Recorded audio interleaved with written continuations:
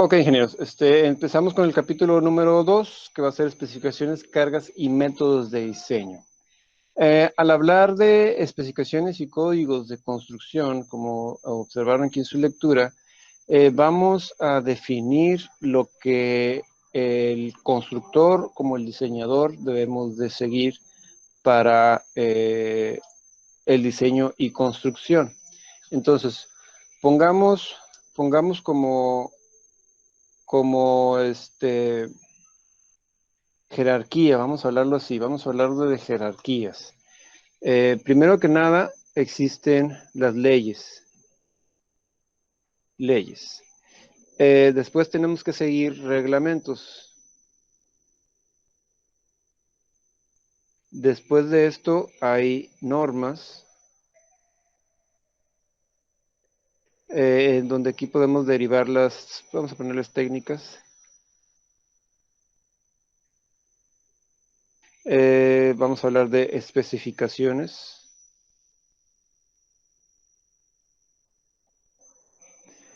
Vamos a hablar de códigos. Vamos a hablar de manuales.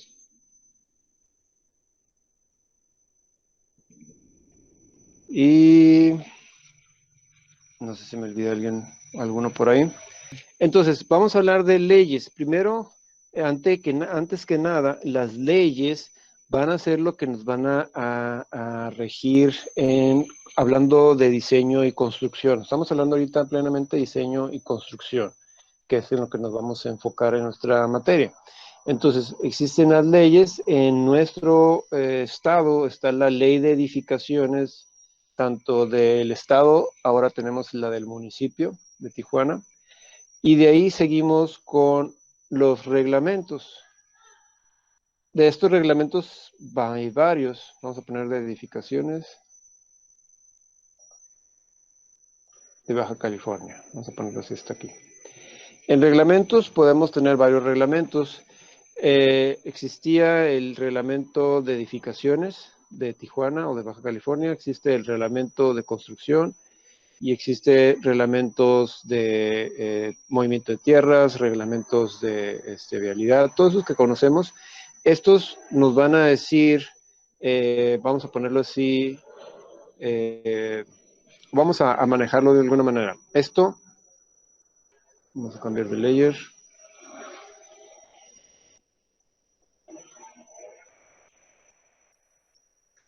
Abogados, diputados y todo.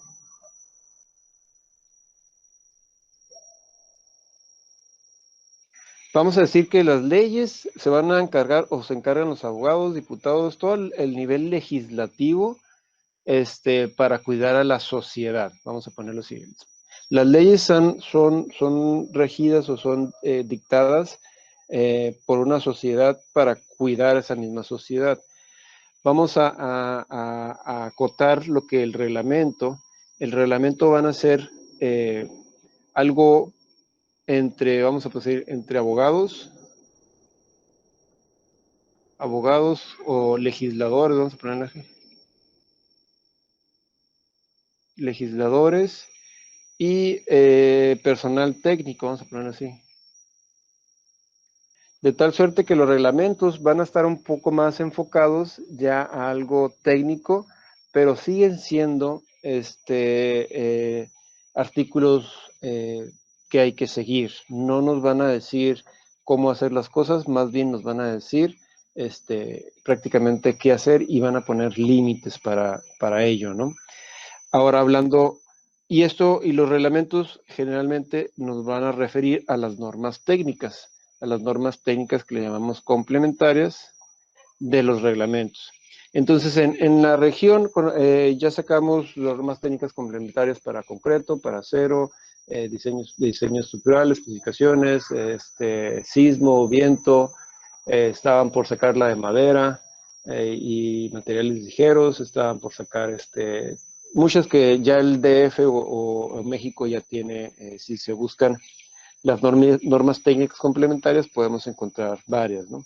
Estas ya lo hacen los técnicos. o sea, hacia nosotros.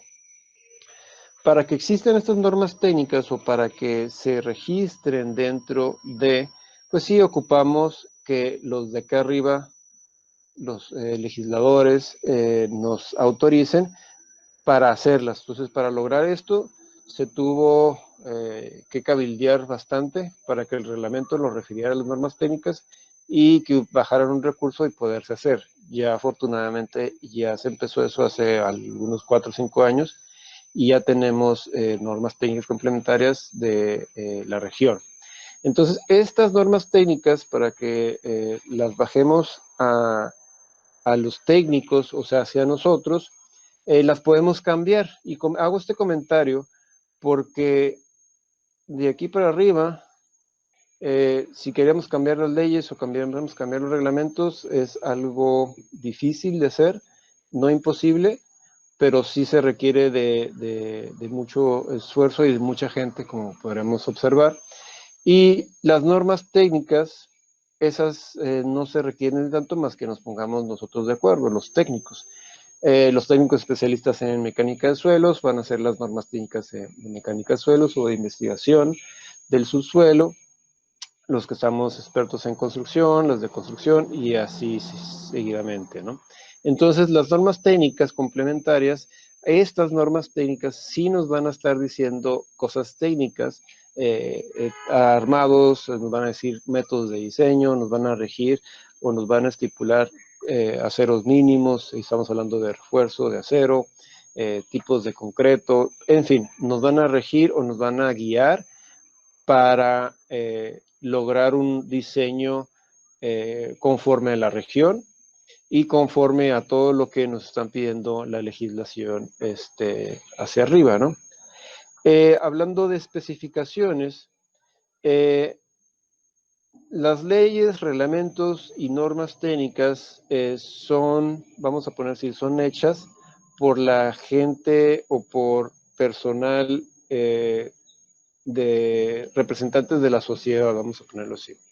Las especificaciones, esas generalmente van a ser hechas por entidades, como conocemos, el AISC, para el acero estructural, el ACI, para el concreto estructural, el PCI, para el precast,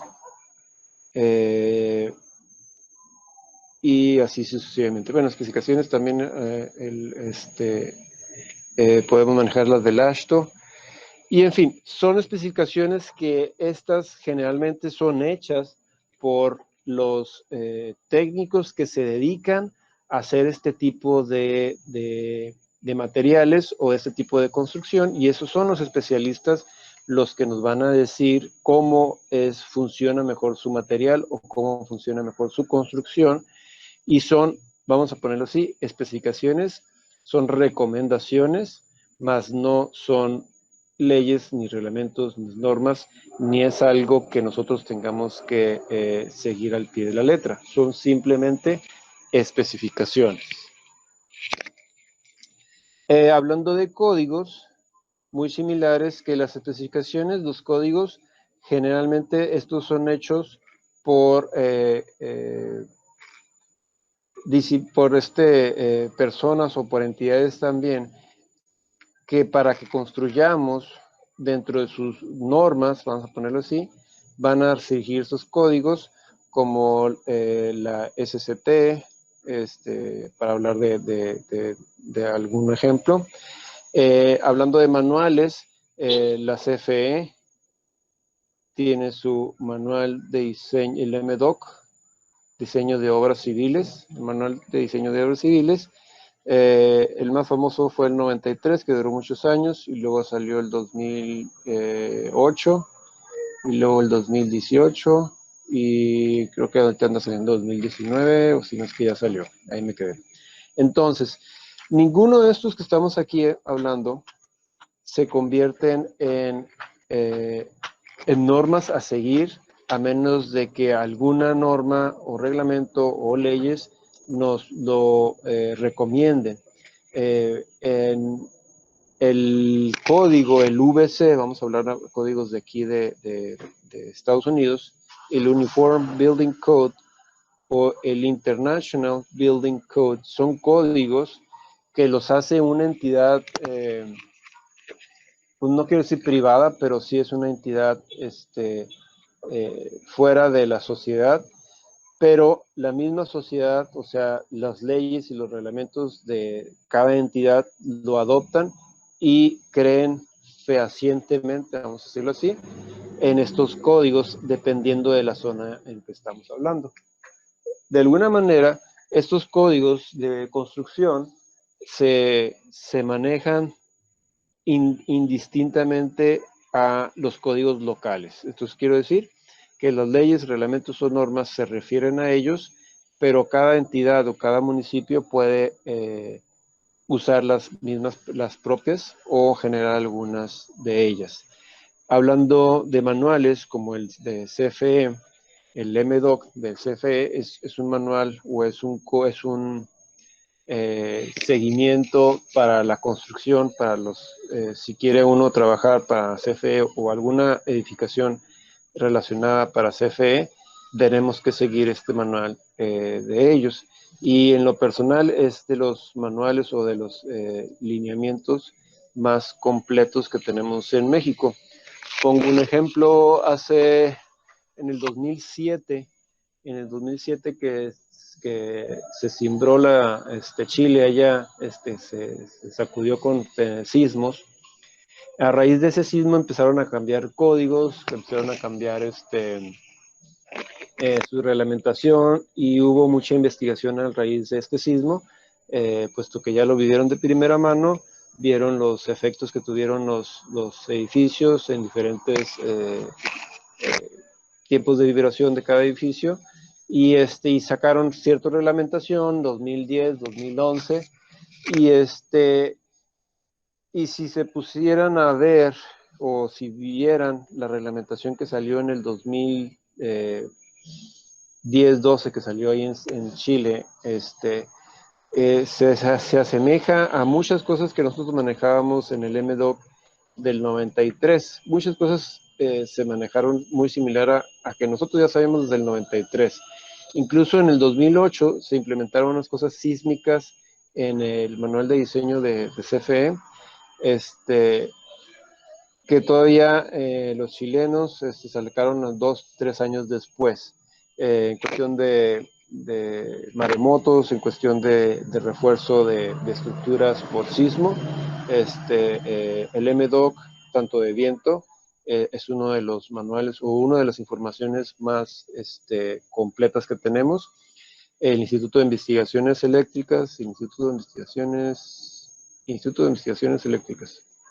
Este instituto, si lo buscan, es de los más completos que tenemos en México, e incluso se anda dando un buen tiro aquí con los de La Joya, y sus investigaciones son así que muy buenas, y eso dio como resultado este manual que se ha estado mejorando día con día, ¿no?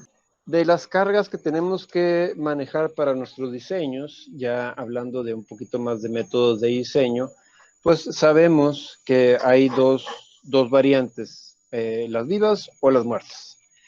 Las cargas vivas o las cargas muertas se diferencian de su índole, de su manera de actuar en nuestra estructura.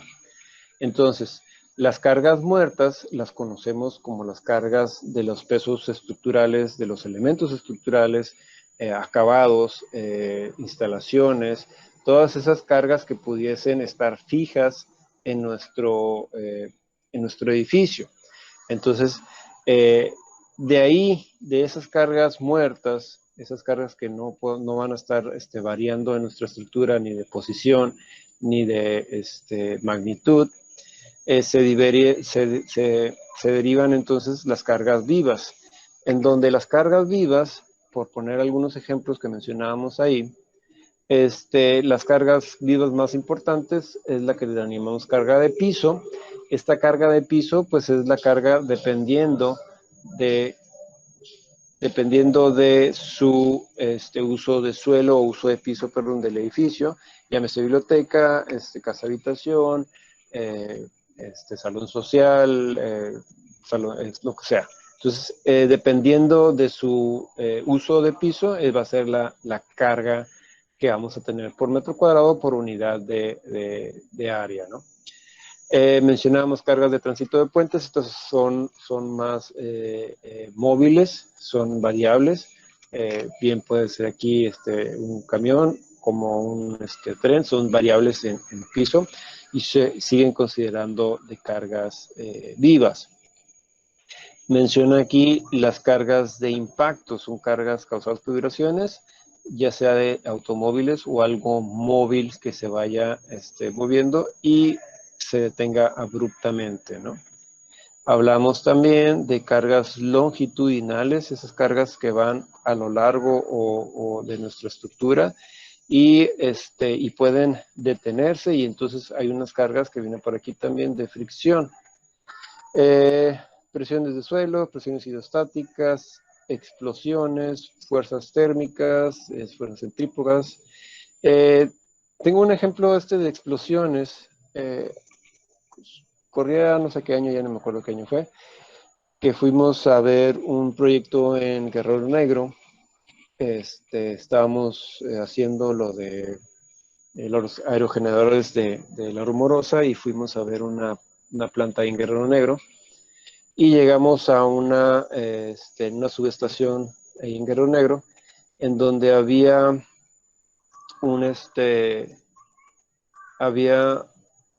vamos a poner así, había una plancha y teníamos un muro con, no sé, como de 80 centímetros, 1 metro. Y había 2 transformadores. 2 transformadores, pues me imagino, importantes para la ciudad o para toda la región de ahí, ¿no? Pero había un muro que los dividía inmensamente grueso y puro concreto, a lo cual observamos a nuestro alrededor y pues no se veía algo que por el viento, no se veía algo así como razón de ser porque este muro aquí tan grueso, y por qué estaba tan armado de concreto, ¿no? Y pues no me quedé con la duda y pregunté, y me comentó el ingeniero eléctrico que eso es, si llega a explotar este transformador por algo, pues no le pase ninguna vibración, no le pase nada a este otro transformador y quede intacto. Entonces es por eso que este muro estaba algo generoso, ¿no?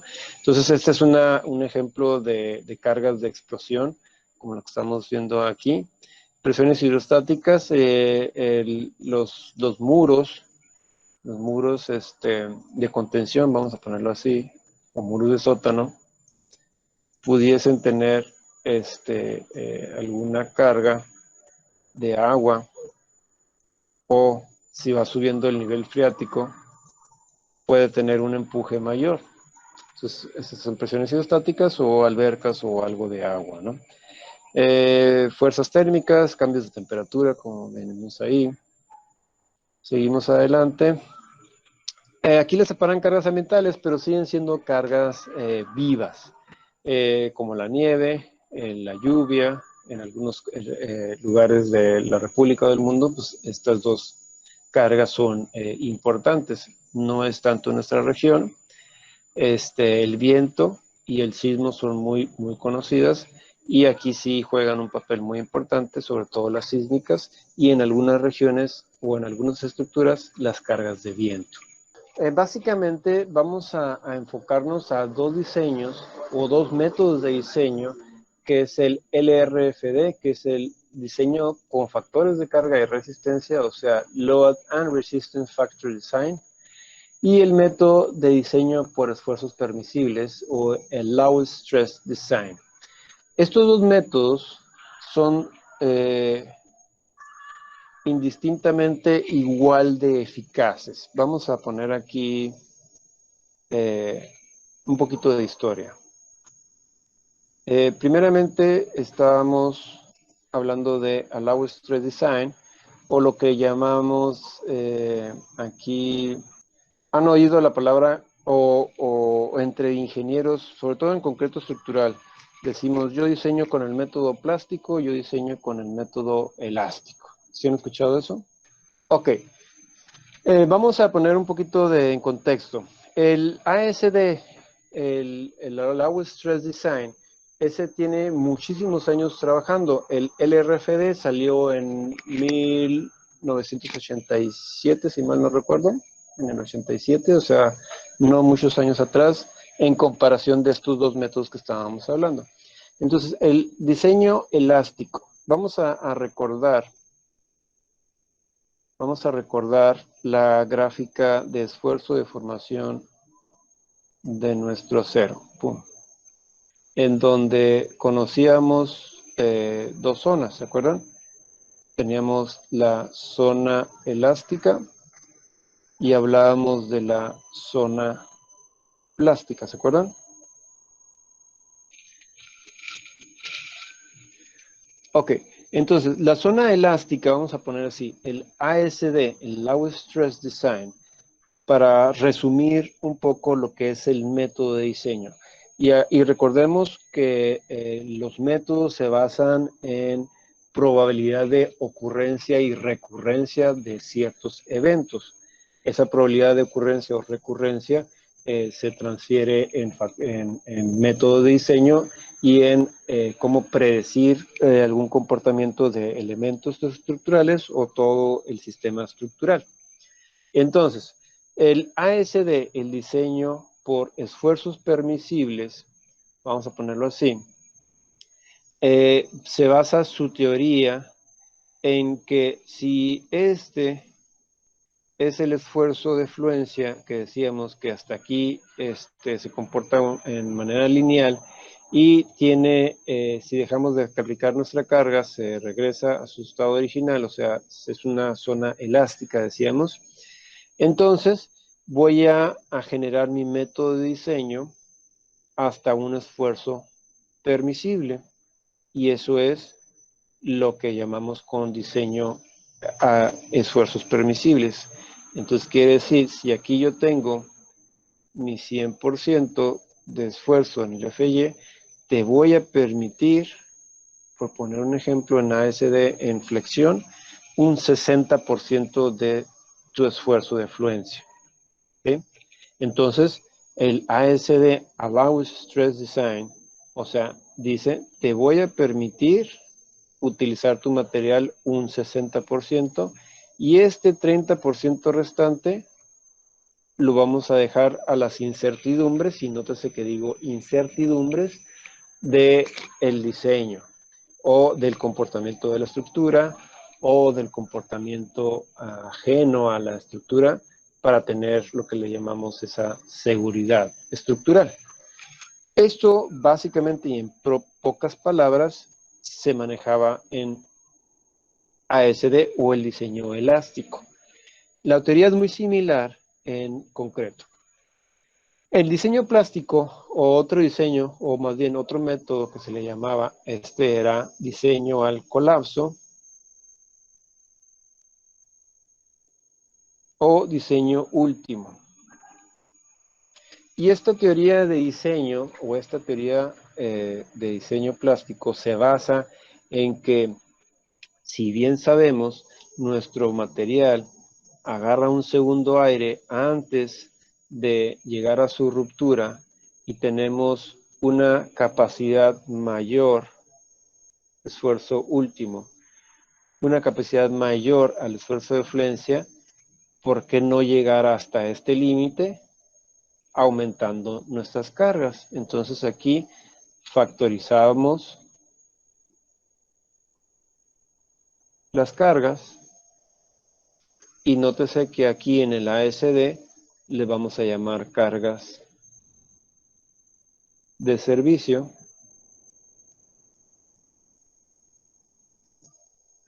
O sea, las cargas que me está diciendo el reglamento, las cargas que me está diciendo el fabricante de lo que pesa mi material, esas mismas cargas son las que yo voy a utilizar en el diseño elástico. ¿Por qué? Porque tenemos un 30% en donde podemos cubrir todas esas incertidumbres. Y acuérdense de la palabra, incertidumbres. En el diseño al último o el diseño del colapso, factorizamos las cargas, o sea, mayorizamos las cargas, se incrementan para llegar a un estado en donde la estructura muy probablemente nunca va a estar y entonces llegar hasta el colapso y con esas cargas mayorizadas, que es algo que en teoría no va a pasar. ¿Por qué? Porque estamos factorizando en demasiado las cargas para que no pase eso. Llegamos a su estado de límite, a su estado del colapso, y entonces en base a eso diseñamos. Creo que no proliferó mucho, perdón, este concepto. ¿Quién quiere que su edificio se diseñe el colapso o diseño último, ¿no? Como que no tenía muy buen nombre desde el principio, ¿no? Entonces en el 87 salió este método, que es el que defiendo yo, LRFD. ¿Sí? El LRFD, el diseño por factores de resistencia y carga, pues toma lo mejor de ambos métodos, ¿sí? Toma en algunos sentidos la zona elástica, en algunos otros, dependiendo del comportamiento o del el elemento que se va a diseñar, el esfuerzo, perdón, algunos sentidos en zona plástica, algunos en zona elástica, factoriza las cargas, factoriza la resistencia, ¿sí? Y de esa manera logramos el método LRFD, tomando los dos puntos de vista en diseño elástico y diseño plástico en un método, factorizando nuevamente o tomando en cuenta las incertidumbres debidas en las cargas y en la resistencia, dependiendo de su procedencia, vamos a ponerlo así. Entonces, por poner un ejemplo, el ASD, todo su método de diseño es castigado en el material. A las cargas no les hacemos nada. Todo el material o todas las incertidumbres son absorbidas por el material. En el diseño del plástico, el diseño del colapso, estamos mayorizando las cargas hasta un punto en donde las cargas van a absorber todo lo que pudiese ocurrir dentro de la vida útil de nuestro proyecto y el material lo dejamos como es, puesto tiene ciertas propiedades que no son tan inciertas para lograr esa factorización. Entonces el RFD, como mencionamos, pues toma lo de ambos mundos. Básicamente vemos nuestro proyecto, o más bien nuestro curso, lo vamos enfocando en el RFD y hacemos comparativas, o vamos a hacer comparativas con el ASD para ver y demostrar que estos dos métodos aplicados tal como deben aplicarse, vamos a tener los mismos resultados. Le pongo un ejemplo. Cuando yo egresé de la carrera, en la firma en que entré a trabajar, el ingeniero Gustavo, pues él trabajaba con ASD y sigue trabajando con ASD. Este método, insisto, está mucho antes que yo en los cursos de esto y en el diseño. Yo pude haber optado por seguir lo que él decía o sacar el otro método y compararlo. De igual manera no me iba a explicar cómo se diseñaba en ASD y ni en LRFD, así que yo opté por estudiar lo que es el LRFD y así podía comparar con sus resultados, a lo cual me sirvió para ir tuneando lo que eran mis aproximaciones estructurales, ¿no?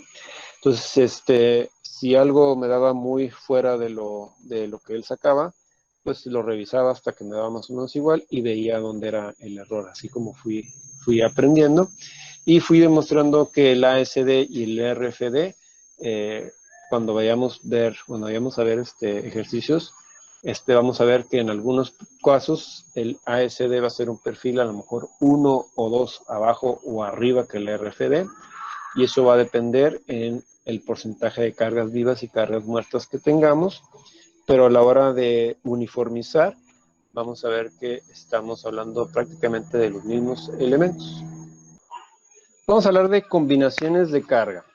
Y hago esta pausa, o más bien, me dedico a explicar esto, lo considero importante para entender cómo formular las combinaciones de carga. Si bien sabemos que las combinaciones de cargas, y muchas nos las dictamina o nos las dicta nuestros reglamentos o nuestros manuales o las especificaciones, son cargas, vamos a ponerlo así, genéricas y que pudiesen actuar como algo desfavorable en nuestro proyecto.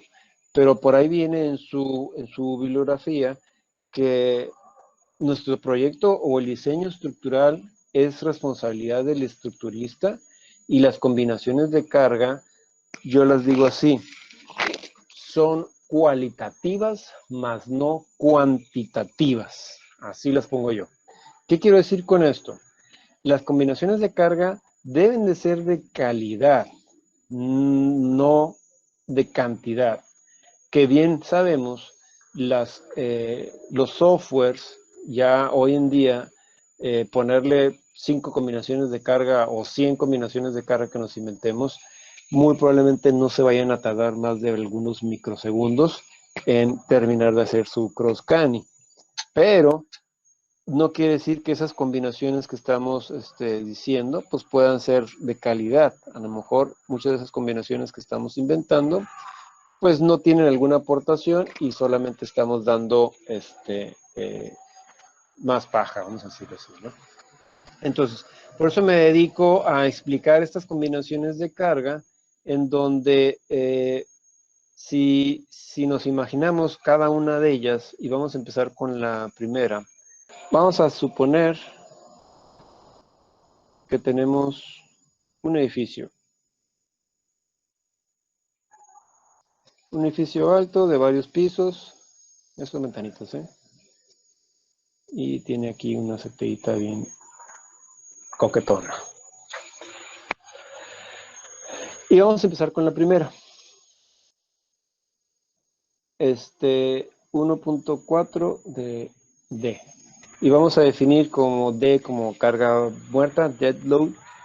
Y entonces la primera combinación de carga que nos está diciendo aquí, carga última, o sea, la primera combinación de carga,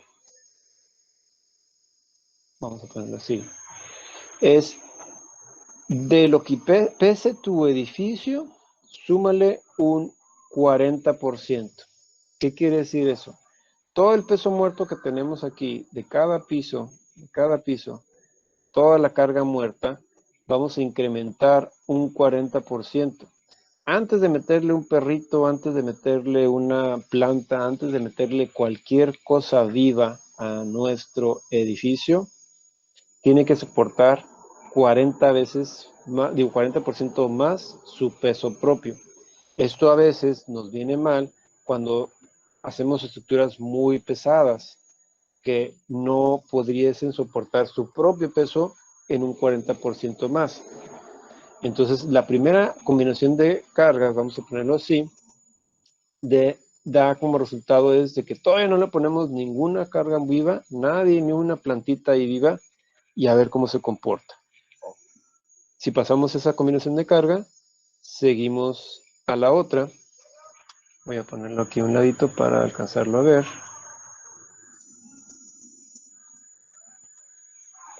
En donde dice que es 1.20 de la carga muerta más un 60% más de la carga viva, live load, más, y aquí dice la mitad de ya sea la viva o snow o rain, ¿sí? Y ya esta edición no lo trae, pero esta L es LR, que es carga viva en roof, en la azotea, ¿sí?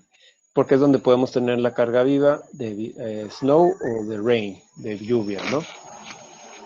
Entonces, vamos a describir esta combinación de carga. Esta combinación de carga, ahora vamos a verlo así, es el 20% de la carga muerta. O sea, hablamos de incertidumbres. Y déjeme, me regreso un poquito a los temas que estábamos hablando de resistencia de nominal de los materiales y resistencia de las cargas, ¿no? Me voy a rezar un poquito para describir lo que le llamamos factor de seguridad versus factor miedo. Y muchos hemos conocido este estigma o esta etiqueta que nos ponen a los estructuristas cuando diseñamos algo y que nuestro cliente no quiere que salga costoso, vamos a ponerlo así, y nos dicen, bájale a tu factor miedo, bájale ese factor miedo, no seas así, en fin, lo hemos escuchado o creo que lo hemos escuchado, ¿no? Quiero tomar una breve pausa y describir este factor miedo. No son factores miedo, son factores de resistencia, factores de incertidumbre, vamos a ponerlo así. Los factores de carga que estamos hablando, esos factores que estamos viendo aquí, son incertidumbres que tengo al comportamiento de las mismas, de las cargas. Las estoy aumentando o en algunos casos las puedo disminuir, como vemos la combinación de carga, debido a las incertidumbres que tengo. ¿Qué incertidumbres puedo tener? Primeramente, las cargas muertas. Las cargas muertas puedo tener una incertidumbre, pues sí, primera instancia en que ya las pueda estar calculando bien. Otra incertidumbre puede ser que el material que me estén diciendo, por ejemplo, en los acabados, me diga los planos que son acabados tile vinílico y a final de cuentas llega el arquitecto y no le gusta el tile vinílico o no lo ve o el cliente le dice cómo vas a poner tile vinílico, ponme un mármol, ponme una loseta, ponme otro material que ese tile vinílico que me estás poniendo, ¿no? Entonces, evidentemente la carga muerta va a ser incrementada en un gran porcentaje. Sí, sobre todo si estamos hablando de mármol, ¿no? Entonces, esas incertidumbres son al calcular las cargas muertas. Probablemente igual sucede con las instalaciones. Podemos decir que nuestro edificio pues, no tiene instalaciones para soportar un equipo de aire acondicionado, pero al cabo de 2, 3 años hace mucho calor y llega otro dueño o se ahorró otro dinero y ya pone un sistema de aire acondicionado en donde esa carga no fue considerada al principio. Entonces me explico que los factores no son de miedo, son factores de incertidumbre. Entonces, la carga viva, también tenemos una incertidumbre también. Muchas veces hemos topado con que una casa habitación o un local comercial se convierte en escuela. Entonces, si vemos las cargas vivas por locales comerciales y las cargas vivas por escuela, sin tomar en cuenta el área de la biblioteca, que es algo con más peso aún, estaríamos muy, muy por debajo de las cargas iniciales que se tomaron en cuenta en el diseño. Y creo que hemos visto mucho ese caso, sobre todo aquí en nuestra región, de que una placita comercial no funcionó como tal. ¿Y qué hacemos? Hacemos una escuelita. Una casa está en una zona muy concurrida y la hacemos tienda. En fin, cambiamos el uso de piso conforme nos acomode y eso son incertidumbres en las cargas vivas. Esas tienen que ser tomadas en cuenta en nuestros diseños. Entonces, cuando a mí me dicen que le baje mi factor miedo, es porque algunas veces estoy suponiendo algunas cargas porque nos llegan proyectos, pues no 100% completos, podríamos decir así, en donde no nos dan los proyectos de acabados, no nos dan el proyecto de instalaciones, todavía no están listos los proyectos de instalaciones, esos vienen hasta casi después de que empieza la obra. Acabados igual, siempre están cambiando, o todavía no se definen, en fin, ¿no? Entonces, si... Profe, Vale. ok, obviamente que es responsabilidad del ingeniero el diseño de la estructura, pero también es responsabilidad del ingeniero que usted diseñe para una casa y que se cambie de escuela. Eso también es su responsabilidad. Ok, vamos a hablar de eso también. Ese cambio no es responsabilidad del ingeniero, pero hay dos artículos, no sé si están familiarizados con el reglamento de edificaciones o con la ley de reglamentos, se los recomiendo mucho, es una buena lectura, sobre todo si se quieren dedicar a esto. Hay dos artículos que no se contraponen ni se contradicen, pero nos pone para usarlos a nuestro beneficio, vamos a ponerlo así.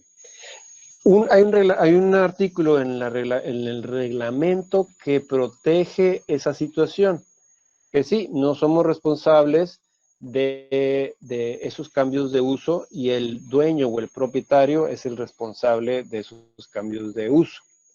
Ese es la cartita o el as bajo la manga, vamos a ponerlo así, que pudiésemos tener para solventar que algún cambio de uso de piso de nuestro edificio que ya diseñamos y que ya calculamos, haya cambiado de giro, ¿no? Hay otro artículo en el mismo reglamento que nos dice a los estructuristas o nos dice a los constructores de que si vemos algo sospechoso, vamos a ponerlo así, en nuestro proyecto y tenemos la incertidumbre de que se vaya a hacer como viene en el proyecto y como por un ejemplo, podemos diseñar una casa de un piso porque nuestro cliente me está diciendo es de un piso y pues quiero las cimentaciones para un piso, quiero todo un piso porque no quiero gastarme mucho, pero vemos que el techo está planito y ahora sí que las áreas se pudieran adoptar fácilmente para hacer una escalera posteriormente y aumentarse a un segundo piso. El reglamento viene ese artículo en donde nos protege o nos pone sobre aviso de que si existe una duda de que el proyecto pueda seguir así como dice o nos jura y perjura nuestro cliente, nosotros tenemos tanto la obligación moral, ética y profesional, vamos a ponerlo así, de considerar lo que a nosotros se nos venga más pertinente, que en este caso es considerar que en algún momento esa edificación se va a ser incrementada a un segundo nivel.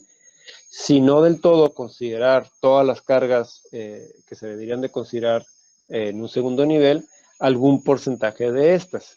Como por ejemplo, pues considerar de que el segundo piso pues, se puede hacer con un material ligero, no tanto como el material de bloque o de losas de concreto, que a lo mejor pudieran aportar más carga a nuestras cimentaciones, que aún es un supuesto caso que se llegue a construir como estamos pensando.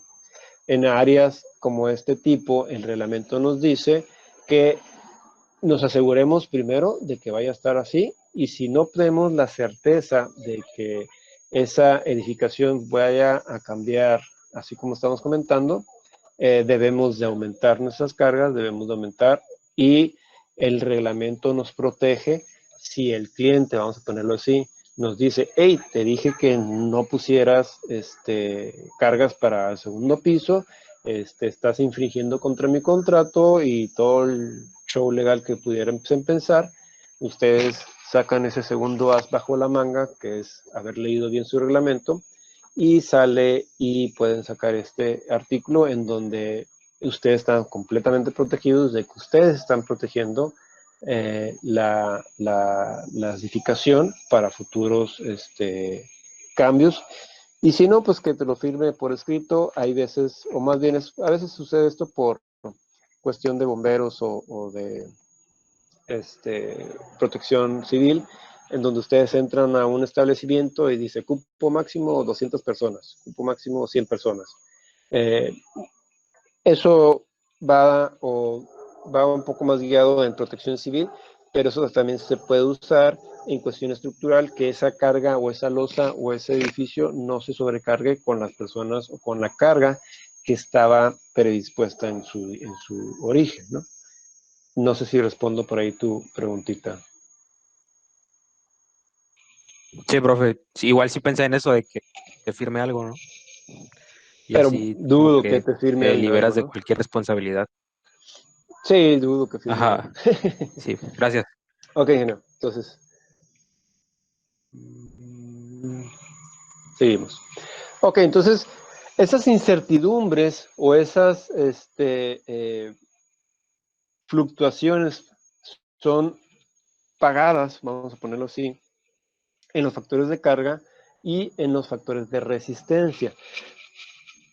Como comentábamos en una de las ponencias anteriores, en donde la resistencia o el factor de resistencia en LRFD va a ser un valor que surge a raíz de estudios, a raíz de pruebas, para empezar a tunear o han tenido modificaciones esos factores a lo largo de las diferentes versiones que ha salido de la IS.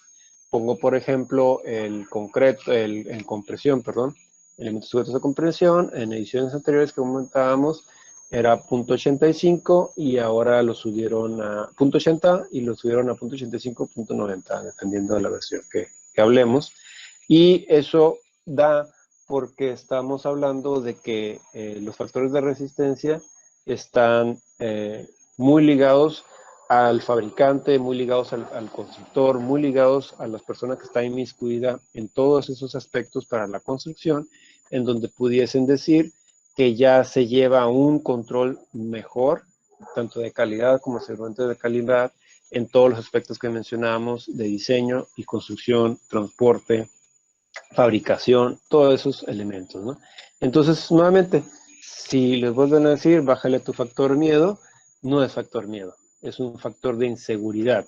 ¿Inseguridad a qué? A que no tengo o no me proporcionas los datos necesarios para yo no tener tantas inseguridades en mi proyecto que se transfieren a suposiciones de carga. Si yo no tengo la carga muerta, si no tengo yo un proyecto estructural, un proyecto de instalaciones, no sé cuánto es exactamente la instalación que vaya a poner en nuestro edificio, lo que tengo que hacer o lo que puedo hacer es suponer algunos valores, ¿verdad? Ok, entonces regresándonos a lo que estábamos explicando de las combinaciones de carga, entonces regresamos a esta combinación de carga que hicimos, esa incertidumbre que tenemos en la carga muerta debido a las incertidumbres que tenemos en la estimación o el mayorizar esa carga muerta por alguna situación de seguridad que estábamos hablando. Entonces, vamos a describir este día. Vamos a decir que este día es un día normal, vamos a ponerlo así, en donde la carga muerta podemos incrementarla un 20%. La carga viva, dice aquí que la vamos a aumentar un 60%. Cuando hablo de carga viva de piso, es todo el edificio interior, ¿sí? Podemos pensar que está lleno a su 100% y todavía un 60% más. O sea, es un día normal o un día soleadito, vamos a ponerlo así, puesto que en el techo puedo reducir sus cargas. Vamos a pensar que este día tiene 3 versiones. Este día normal en donde nuestro piso está completamente habitado, pues no hay gente en la azotea, porque generalmente carga de azotea, pues es gente que está trabajando en el techo, haciendo reparaciones o haciendo algunas cosas, en donde este día normal, pues no hay por qué hacerlas, ¿no? Toda la gente está aquí abajo. Entonces puedo reducir la carga viva en el techo, carga roof. O sea, no hasta su 100% de lo que me dice el reglamento. En sí, el reglamento me dice cargas protegidas. Para poner un ejemplo, La carga de techo de azotea, estamos hablando de 60 kilos por metro cuadrado si tiene una pendiente mayor del 2%, y si tiene una menor es 100 kilos por metro cuadrado. Entonces, estar pensando 50 kilos por metro cuadrado todavía es algo conservador si estamos hablando de una carga de un techo plano, que son 100 kilos por metro cuadrado, considerarlo a la mitad, 50 kilos, pues sí es algo ahí, 2, 3 gentes que anden por ahí haciendo algo, echándose un cigarrito o en sí, ¿no? O snow, dice aquí. Si estamos hablando de que aquí el edificio está completamente lleno, pues no hay mucha nieve, por así decirlo, o no hay mucho lluvia, porque estamos hablando en este aspecto de que si hubiese mucha nieve, pues no estaría el edificio lleno, ¿no? Entonces vamos a pensar que si acaso hay nieve, pues no está el su 100%, puede haber un 50% de nieve, ¿no? O de lluvia, también si está lloviendo mucho, si estuviera lloviendo mucho y se retuviera aquí abajo la lluvia, pues seguramente en el edificio no estaría lleno de sus cargas de piso, ¿no? ¿Entendimos la combinación de carga?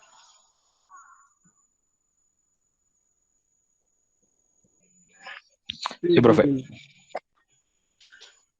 Sí, profe. Ok, continuamos con la siguiente combinación de carga y dice ahí la carga última es igual, nuevamente 20% más de la muerta más 1.6 y aquí cambiamos los factores, es carga en techo o snow o rain y aquí ya bajamos a la carga viva o un 50% del wind. 0.5. Ok, vamos a describir esta. Este día ya no es tan normal, ya este día ya tiene mucha gente en la azotea, o sea, a lo mejor la están reparando y hay carga viva en la azotea, llámese equipo, llámese maquinaria, llámese algo en la azotea que la están reparando y y en la casa, en los pisos de abajo, pues un 100%, vamos a ponerlo así, de la carga que me siento en el edificio, ¿sí?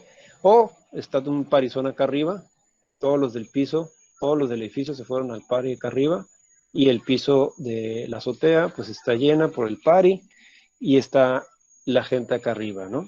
Entonces, estamos sobrecargando la azotea, pero una carga normal, vamos a ponerlo así, en los pisos, ¿sí? O un 60% de nieve o un 60% más de lluvia, pero el edificio a su capacidad que me dice el reglamento. ¿Qué quiere decir? De que si hay mucha nieve, pues como mencionábamos, no va a haber mucha afluencia en nuestro edificio, todos vamos a estar en nuestras casitas esperando que pase la nieve o esperando que pase la lluvia. Y dice aquí, o un 50% de viento, ¿sí? Aquí una cosa desfavorable puede ser que el edificio igual, siempre es el 20% de la carga muerta, vamos a observar que esa se mantiene fija, a salvo algunas comienzos que vamos a ver adelante. Este día normal, llámese que haya mucha gente en la azotea o haya snow o haya viento, pues que haya una combinación de viento o hay nieve o hay lluvia, ¿sí? Con poquito viento, vamos a ponerlo así, ¿no? Entonces, esta combinación de carga es un día no tan común, pero pudiese ocurrir. Ok, entonces la siguiente combinación de carga, mencionamos P, o la carga última es igual, como mencionamos, el 20% de la muerta más, ahora metemos lo que es viento, más, perdón, la carga viva, ¿sí? Y ahí viene un asterisquito, ahorita vemos qué es eso, más un 50% de LR, acuérdense que como que se pusieron mal, S o R. Vamos a ponerlo así. Vamos a ir un poquito bajito para que decimos que es el asterisco. Dice, el factor de carga para L en combinaciones, estos que son accidentales, para piso en los lugares de reunión pública, para cargas vivas, debe tomarse como 1 y viene se puede reducir el 50%. Esto básicamente lo maneja también el reglamento.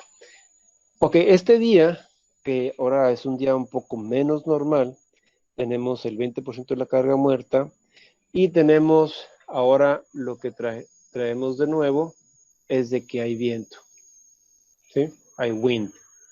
Entonces, hay viento y si hay viento, o sea, un viento considerable en la cuestión de la carga, es porque probablemente o esté al 100% de su ubicación de que me dice el reglamento o podemos reducir esa capacidad de carga, esa carga de viva de nuestro edificio a un 50%, puesto que si hay mucho viento, probablemente nuestro edificio no esté ocupado como me dice el reglamento, que insisto, el reglamento o las cargas del reglamento aún son conservadoras, y a esto le sumamos que no hay, o me dice que hay la mitad de personas o la mitad de carga en el techo, y pues sí, si hay mucho viento, nadie va a querer estar arriba en el techo, ¿verdad?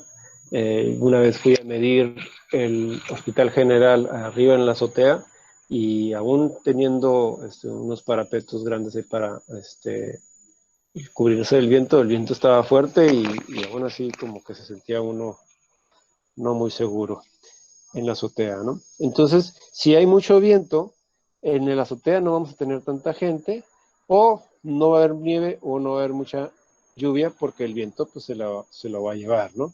¿Sí? Entonces, esta combinación de carga, la importancia se la da al viento y maneja, si se fijan, las combinaciones de lo que pudiese ocurrir. Entonces, recordando, las combinaciones de carga son hechas y son fabricadas o son inventadas, vamos a decir, por la probabilidad de ocurrencia y de recurrencia en los eventos. Tenemos otra combinación de carga muy similar, pero ya hablamos de earthquake, de sismo, en donde tenemos que igual, carga última es 1.2 de la carga muerta más el earthquake más el con asterisco y un 20% de snow o viento o lo que decimos acá arriba también.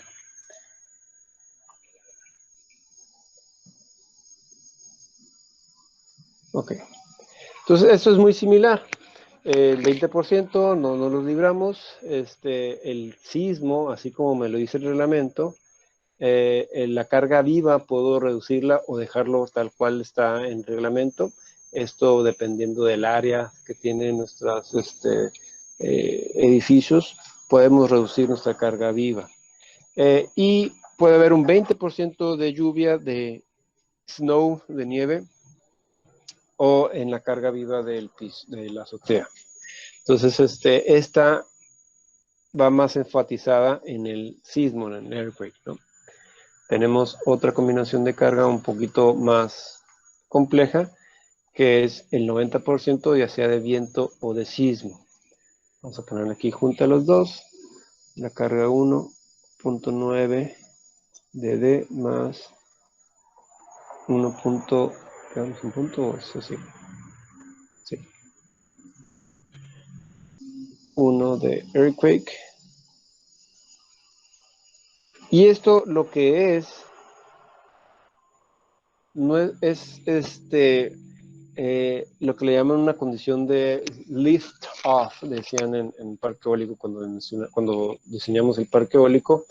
Crean lo que es una combinación que cuando yo la vi no le di mucha importancia, pero la hicimos y sí puede resultar desfavorable, sobre todo en los aerogeneradores, que esos pueden salir volando, decían, ¿no? Entonces, ¿quién no ha estado en un pickup y en la vía rápido o en la carretera, y en el pickup, en la parte de atrás, en la caja, pues entra el sotavento, que le llamamos, y levanta la basurita y sale volando, ¿no? Entonces, viento pudiese levantar nuestro edificio. Y le estamos bajando la capacidad, o más bien lo que pensamos de la carga muerta se le baja a un 90%. ¿Sí? Se fijan aquí, todo eso siempre subíamos porque lo más desfavorable es de que nuestro edificio fuese más pesado de lo que estábamos pensando para lograr las cargas de los elementos, diseñar nuestras cimentaciones y hacer todo lo debido, ¿no?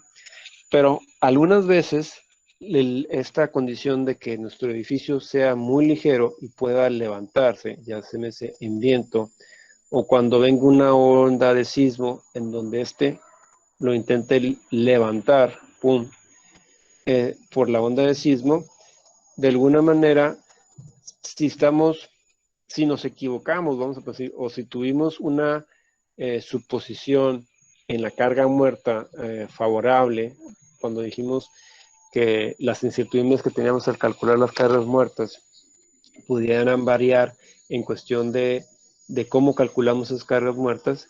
En este caso, si yo pude suponer algunas cargas muertas y generalmente las suponemos superiores a las que van a ser, pues aquí lo más desfavorable es de pensar de que mi carga muerta me haya equivocado o tenga algunas incertidumbres en su cálculo, y prefiero bajar esa carga muerta porque a lo mejor pensé en diseño que iba a haber una loseta y terminando poniendo un tal vinílico en donde el peso muerto ya es menor, el real es menor del que yo pensé, o pensé que iba a haber aires acondicionados y no pusieron, entonces ya el peso muerto, se fijan, va en decremento. Entonces, las incertidumbres en estas dos combinaciones de lift-off, llámese para sismo o para viento, es más desfavorable considerar que son menores a las que realmente está el edificio. Entonces, estas combinaciones de carga, como podemos observar, son pensadas en situaciones comunes de nuestras edificaciones, por lo cual por ahí viene en su bibliografía y lo mencionamos, de que nosotros como estructuristas debemos de cuantificar y de calificar, vamos a ponerlo así, las combinaciones de carga para lograr lo que es ese diseño óptimo y tener en cuenta todas las combinaciones que pudiesen ocurrir en nuestro proyecto. Las especificaciones, los reglamentos, las leyes, los códigos, nadie va a conocer más nuestro proyecto que el que lo está desarrollando. Entonces recordemos que las especificaciones son cosas genéricas. Nosotros debemos de saber las condiciones específicas de nuestro proyecto para poder diseñar y poder calcular y poder proponer nuevas combinaciones de carga que probablemente nuestra edificación, como la hemos platicado ahorita, requiera de otras combinaciones de carga. Ponemos, por ejemplo, los puentes vehiculares, tienen combinaciones o podemos pensar combinaciones dependiendo de usos y costumbres. Por ejemplo, el puente que diseñamos ahí en el Alamar, igual, combinaciones de cargas móviles, que pasara un cañón de la Coca-Cola por un sentido y uno de la Tecate del otro, y a ver qué pasa, y que pasara de un camión de la Coca-Cola de un lado y un bochito del otro lado y a ver qué pasa. Entonces esas son combinaciones de carga que pudiesen poner a nuestro puente en diferentes situaciones y dejarlo vibrando o dejarlo con algunos esfuerzos diferenciales que pudiesen dañar o poder poner en estado límite algunos de nuestros elementos si no los consideramos como tal. Si son considerados por los usos y costumbres de nuestras regiones o son considerados de alguna manera en nuestro diseño va a ser un diseño acorde con las solicitaciones que requiere nuestro proyecto, valga la redundancia. Entonces, retomando esto, las combinaciones son cualitativas más no cuantitativas.